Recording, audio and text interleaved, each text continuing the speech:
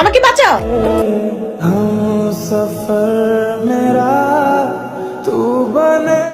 আপনি কি পাগল নাকি ভালো ভালো হ্যাঁ? এটা তো হাঁটু পানির মধ্যে কি কেউ কৃপা করে দেয়? আরে আমি বুঝলাম না, আপনি পানির মধ্যে নামতেছেন কি লিগা? আমি তো ইচ্ছা করে পানিতে পড়িনি, একটা গরু আমাকে তাড়া করছে, তাই আমি ভয়ে পানিতে লাফ দিচ্ছি। ধরো, এটা কোনো কথা বলেন? গরুর ডরে কেউ পানিতে লাভ দেয়?